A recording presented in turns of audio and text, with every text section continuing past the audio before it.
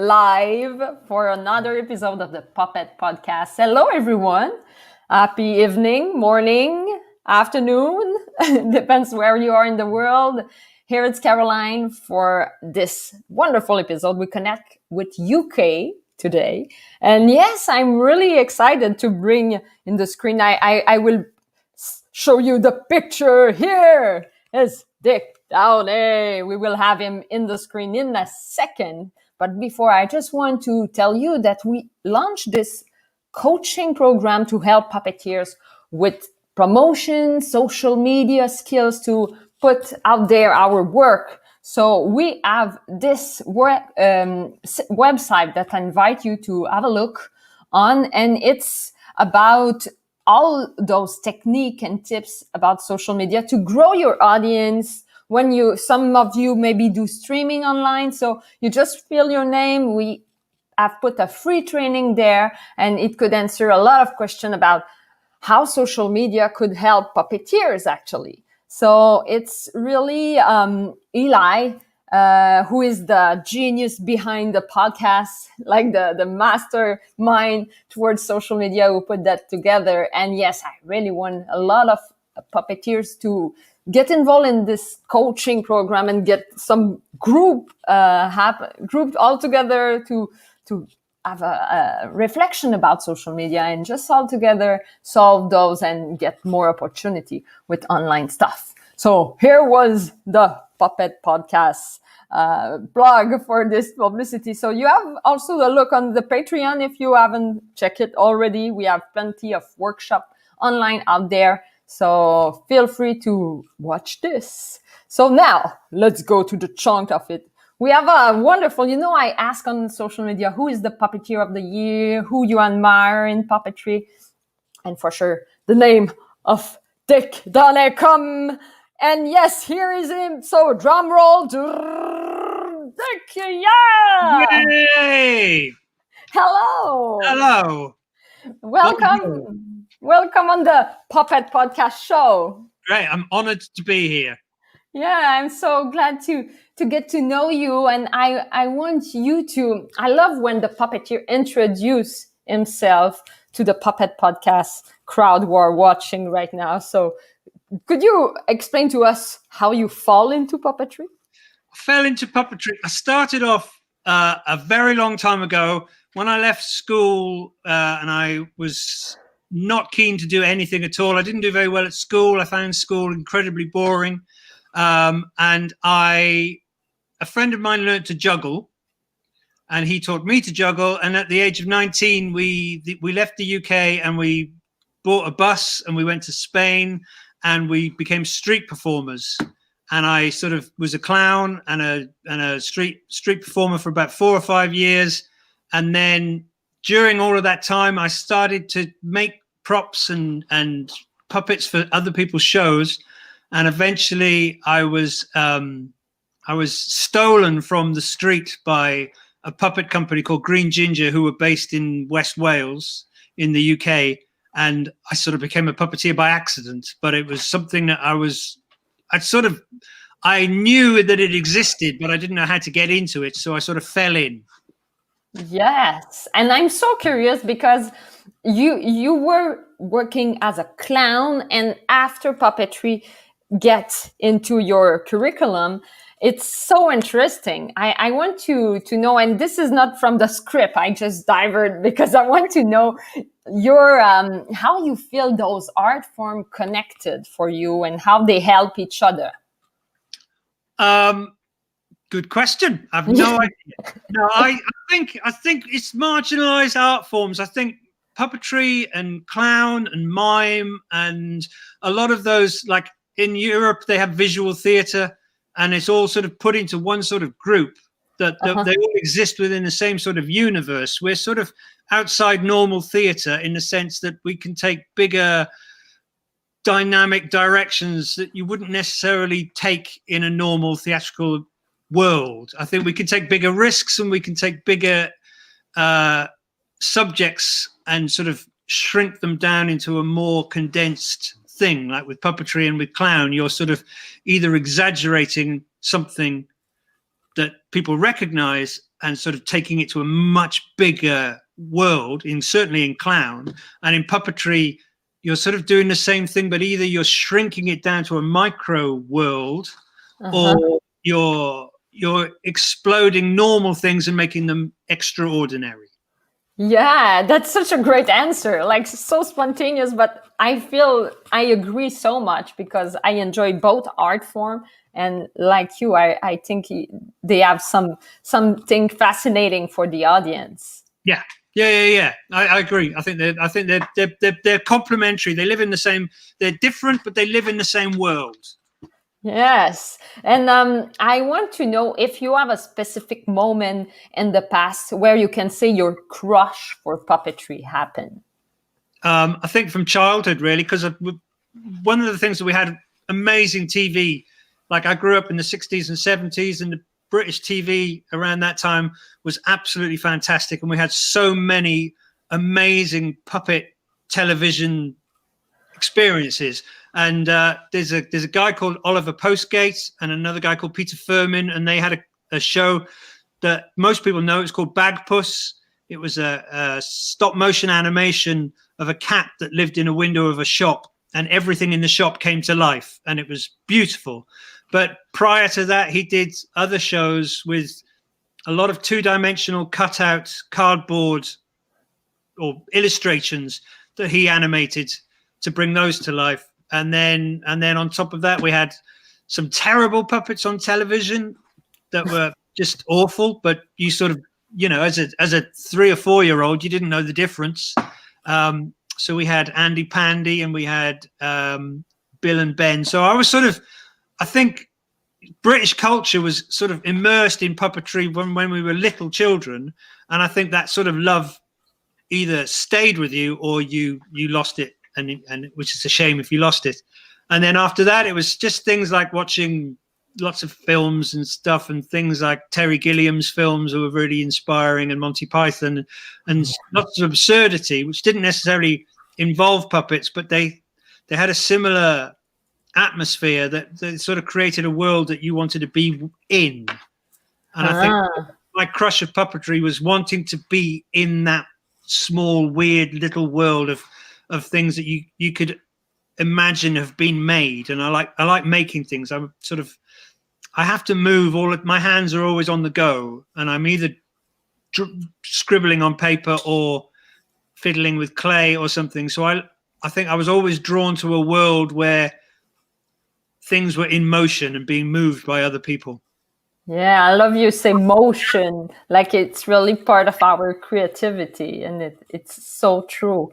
And I want just to talk to the audience who are watching right now, because they can also ask you question if they have. So you can, everyone, put it in the chat, and for sure I will bring it in the screen. So Dik, I have a deep question. Yes. It's always the same question that I ask in the Puppet Podcast, but the deepest one for me is the why. Like, what makes the art of puppetry an art that you cherish? For me, I mean, I'm really fortunate in the sense that puppetry for me is two halves. I like making. I'm a puppet maker, so I love making puppets. As you can see, I'm in my workshop. I could show you around later. But I also really, really love performing. Mm-hmm. So for me, the whole thing about puppetry, I'm very fortunate that I've got both sides of it. I can make the puppets and I can perform with them. But I cherish being on stage and bringing something to life where an audience is willing to accept what I'm doing and to suspend all of their disbelief that the fact that I'm moving something that doesn't live, and they're willing to accept the fact that it's alive for them. So that's the part of the puppetry I cherish. And I also cherish just the making. I don't like making puppets for other people. I do make puppets for other people, and I will make puppets for other people, but I never enjoy making puppets for other people as much as I enjoy making puppets for myself. That's good. That's great. That's true. Creativity for our project is always really precious. We Yeah. have Nicole who asked this, and I will bring it right away because Nicole, I think it's a really nice question. What kind of puppet does Dik specialize in? Let's see. Maybe I will bring you in the stuff already. Yeah. I bring it. I don't necessarily have a speciality. I mean, I make puppets I've made big puppets and I've made really small puppets, but I like tabletop size, and I work in different materials. I work with sort of like warbler and thermoplastics, but I also use latex, and I use a lot of found objects, and so I try not to be too narrow in what I like to make, and it just depends on what people want as well. So I don't do marionettes. Yeah, but all the rest is open. Yeah, marionettes are difficult and hard. Yeah, that's true. Yeah, that's so true. And I want to ask you, because also a lot of people who begin in puppetry watching the show, and I love to hear the opinion of old timer. What you think is the best field of study for someone to become a puppeteer?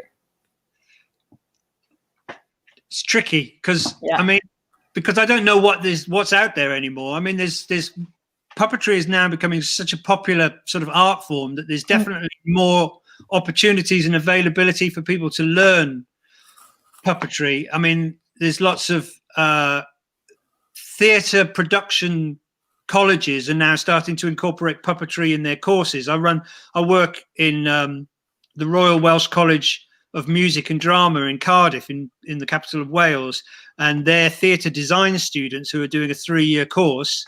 In their first year, they do a 10-week puppet module where they have to design, build, rehearse, and perform puppets for a script that's written directly for them. And they don't go to the course imagining that they're going to end up working with puppets, but as soon as they introduce to that world, they really get excited about it. And a lot of them have gone on since to become puppet makers, puppet designers, and puppet directors. And a lot of other people, there's pop-up courses, there's workshops, there's a lot of online resources now where people are sort of running puppet workshops online because there's no other way of doing it. But I think the best thing is to just make puppets and give it a go. And if it's just doing it for your friends, or getting into a sort of scratch night at a puppet festival, or cabarets, or just doing it on the street, I think the hardest thing is getting started, but the best thing to do is just get out there and do it. And it's difficult to say, but find other people who are interested and ask them to get involved with you, or just see lots of shows and talk to people. I don't know. There's lots of different ways in. Yeah. And I don't know what's the best, and I don't know what's available to where you are. But the best thing is to just look at a lot of shows, look at a lot of stuff online, and sort of just feed yourself as much information as you can, and look at different techniques and styles, and then just play around and experiment. Yes, that's such a good advice. That's true. By observation, you can learn a lot. Yeah. And I want to know, because you were part, like you start from performing art and after you get into the building, or it was the opposite?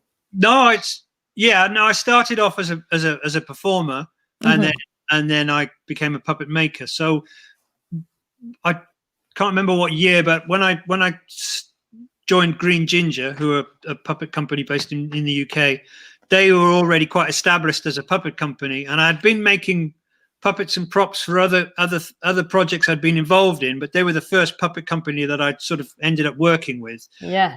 And I sort of was taught by Chris Perry and Terry Lee, who ran the company. They were making puppets in latex.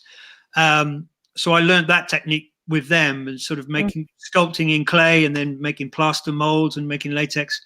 And I sort of, but I needed to be doing something like that anyway. So prior to making puppets, I was making other things or doing illustration. And so I was always involved in a creative arts. But before that, I never really had a proper job. I was just a street entertainer and a that's what I was doing for a living, was just performing on the streets. And yeah. Yes, because the street is a good place to learn. And Nicole have another question. And yeah, we have question. It's funny. Yeah.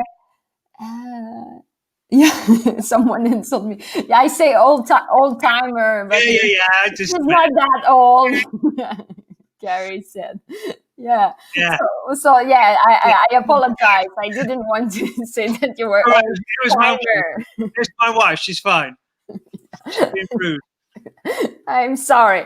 And we have Nicole who asked, does Dik still clown? Yes, very much. I've been touring since I made a clown show in 2014 with my performing partner, Adam Blake, and we made a show called Coulrophobia. Let me see if I can't see. Coulrophobia, which means fear of clowns. And I knew I wanted to make a clown show. And I wanted to do it because I wanted to go back to how I started as a clown. And Adam, who I'd already been working with, had done a lot of clown training. So we decided we were going to make a show about two clowns who they just did really shit puppets. They weren't very good at puppetry. And then it evolved, and then everything in the show was built from cardboard, all of the sets, all of the props, the whole world, and it became about two clowns trapped in a cardboard world. And then we've been touring that now since 2014, and we've been to 12 international puppet festivals with it. And it is a clown show. The full works, Red Nose. The photograph that you've publicized this podcast is from that show. So yeah, we're doing a lot of clowning, big shoes, the whole works. But it's an adult show. It must be really interesting. You can say, so cool, beautiful. So yeah. It must be really, really cool. And I want to ask you if you have your own definition of a puppet, because you are also teaching to students. So sometimes it's maybe interesting to explain what are the characteristics of the object, how you define it. Yeah. You can ask a lot of people that question. I don't know. I think a puppet, anything, I guess it's like people say anything could be a puppet, which I don't think is necessarily true. But yes, you can create a puppet out of most things, and it's about your belief in what you're doing.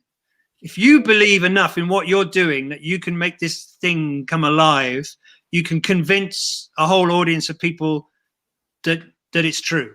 That it's about belief. And I know there's things like breath, and if you got the breath in the puppet, you can bring it to life. And there's all sorts of techniques and sort of not necessarily rules, but there's a whole world of how you bring a puppet to life and what is a puppet.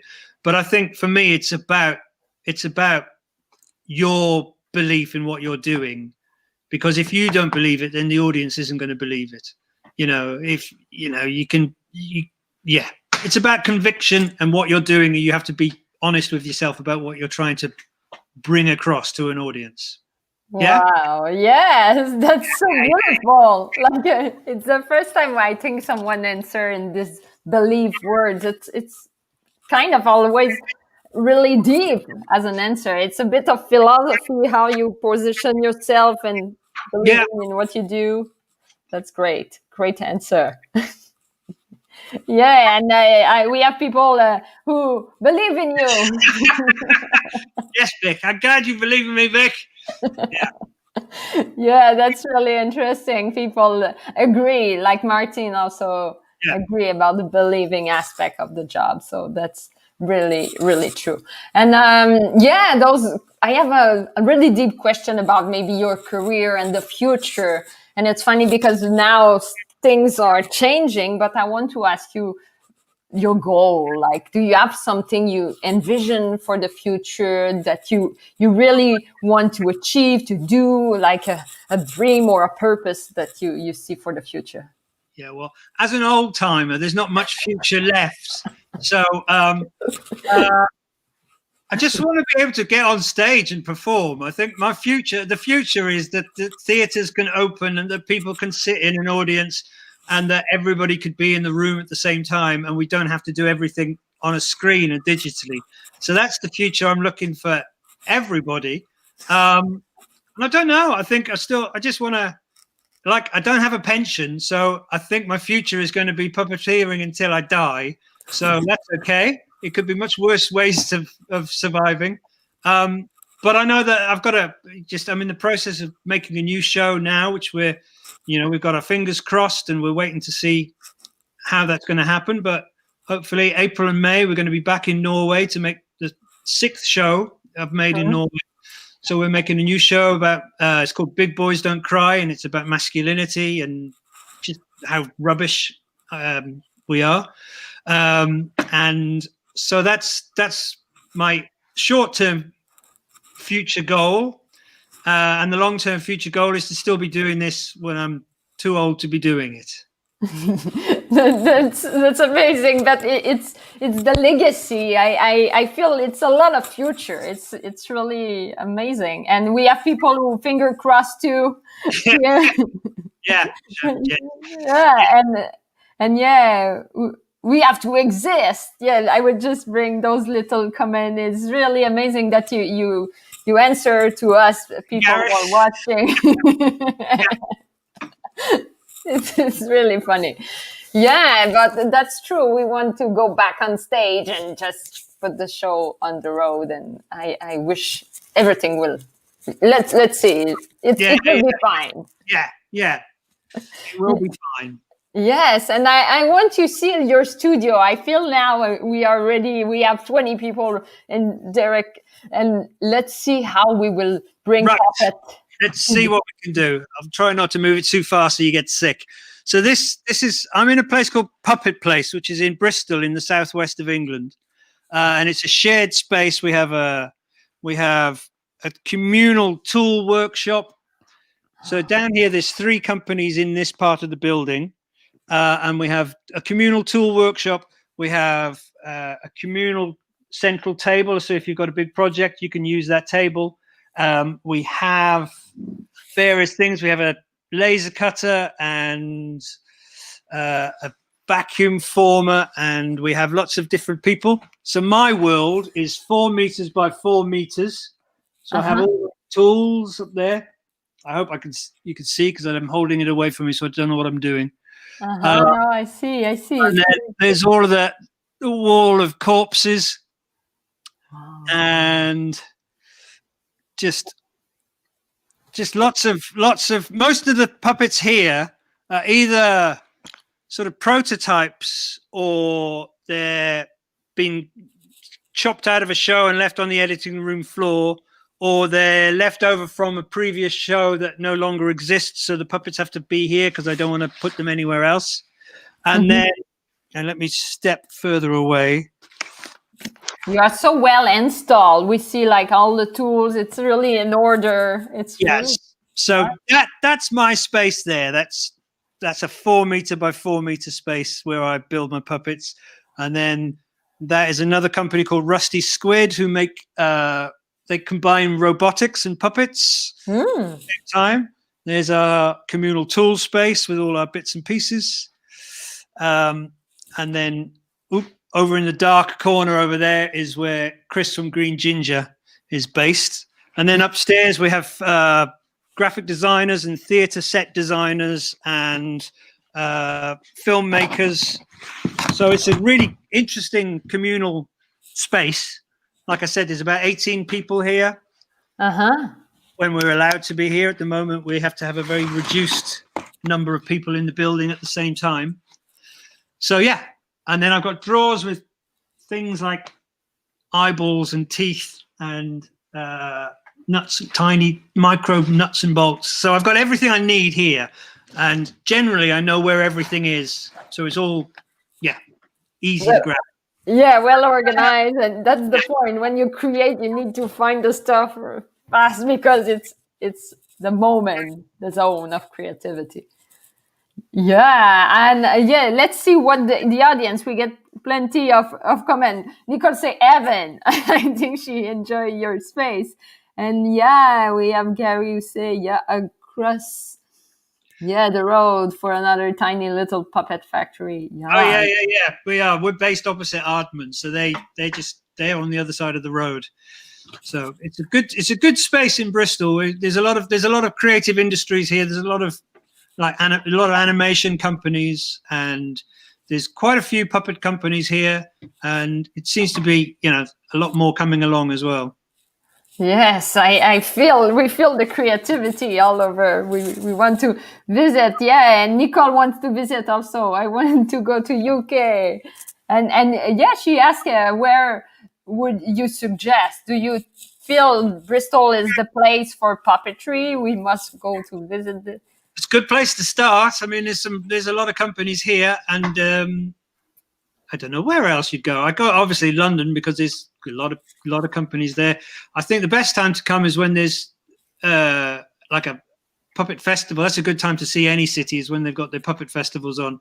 And Bristol, we haven't had one for a couple of years just due to various problems, but we do have puppet festival here on a biannual. So every other year we have a puppet festival. London has the Suspense Puppet Festival. Scotland, Edinburgh has a really good Manipulate. So that's a good way of I mean, if you really like puppets, then go to the festivals at the different cities, and you'll get to see the cities and the best of the puppetry. Yes, that's an amazing advice. When we will travel and get the wonderful world. We have Tudor say, like, awesome people, great puppets, wonderful world. Wonderful world, yes. For the future. Yeah, so I want to ask you, Dik, if people want to see more of your work, want to connect with you, where they should go and watch, and maybe you have social media, maybe. Yeah. I think we've got because my company is called Opposable Thumb Theatre, and it's and I think we've got a Vimeo page. It's basically, I used to work for a company. I set up a company in 2000 called Pickled Image, and that was a puppet company. And so I was part of Pickled Image for 19 years, and then I left the year before last in 2019 to set up Opposable Thumb Theatre, which is a new company. And a new company means we've got new social media, and I'm really rubbish at keeping that up. But there's a Vimeo page for Opposable Thumb Theatre, and a Facebook page, and an Instagram. I've got an Instagram account, and it's out there somewhere. Yeah, look for it, you'll find it. Just Google him, and you will find him. Yeah, that's awesome.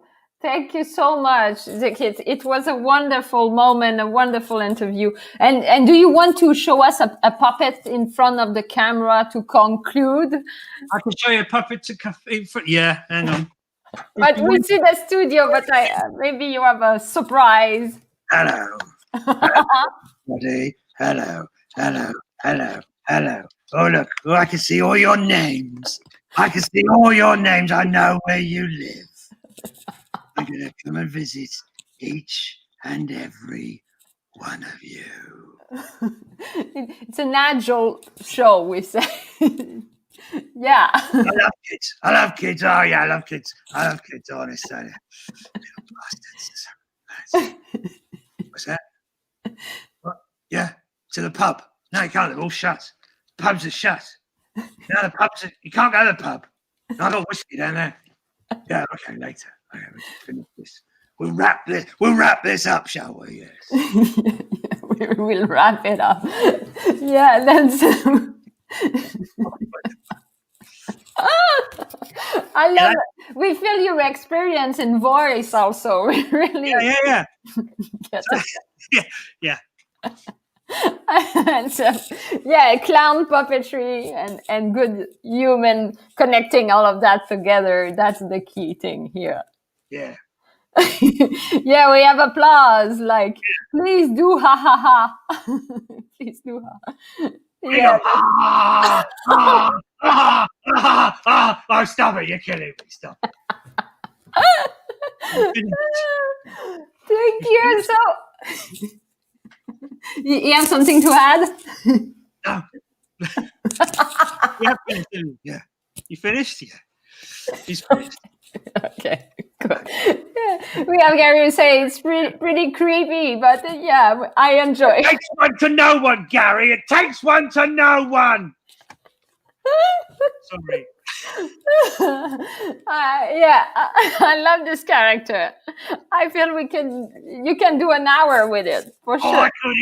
I could do an hour. Just give me my own show. I'm ready. Oh, the lights, the stardom. Oh yes, I'm ready. I'm gagging for it.